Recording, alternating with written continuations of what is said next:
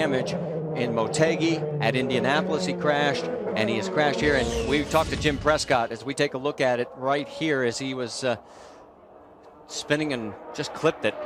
Prescott basically told him, just bring the car home with all four wheels. Well, he hasn't done it yet. Jack? Well, Marty, Jeff Simmons from East Granby, Connecticut had just pitted and taken on those slick tires. And as Scott Goodyear had been warning all of our viewers, and Jim Prescott was warning his driver, those tires have to get up to temp. But Dario, his teammate on the outside of him, boy, they both got in trouble right there. You could almost see it coming.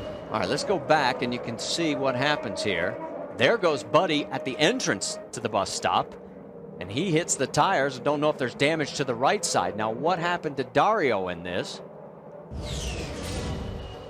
And now his car is high-sided underneath, right underneath the Argent. The car is actually stuck on the edge of the pavement and the grass, and it's what we call high-sided, and you just can't get the thing moving. Same corner. We told you this was going to get a little dicey because of as soon as we go to the slicks. As you're going in the bus stop, Dario's on the outside, gets in the water, just spins it right out. Classic case of getting in too hot, losing it right in the water. Guys, we talked about it all day long, but his charges are too hard right now with his track's not dry enough yet, Scott. On board with Scott Dixon. As you see the moisture come off the tires, because we talked about just earlier on, the track is not necessarily dry. Driving in hard, the tires are not up to temperature, and Dixon lucky just to get through that without having any harm to his car. Back and check on what happened to Danica first. This is looking on the exit of 11, and she has lost the car in the middle of the turn. Now, we don't know if she got touched on the back of the car to spin her around or if she was just carrying too much speed. Here we go. She was fighting the wheel. All right, let's go to the other end of this stretch, down into turns 1 and 2, and keep an eye out for Jeff Simmons. There's Danica first off. We're looking for the 55, Koski Matsura. There he is in the back. Jeff Simmons in the back as well. 55 Panasonic car of Koski Matsura on your left-hand side. We'll have to see. He's going into the turn.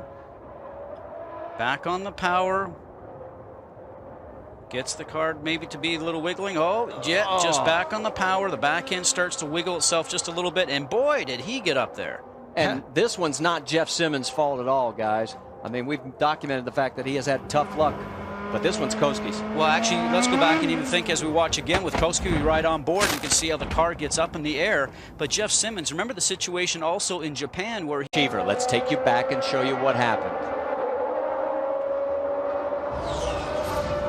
Remember, all the lead cars have actually been passed. Whoa! That is a big put off. All the lead cars had actually just gone past Eddie Cheever previously.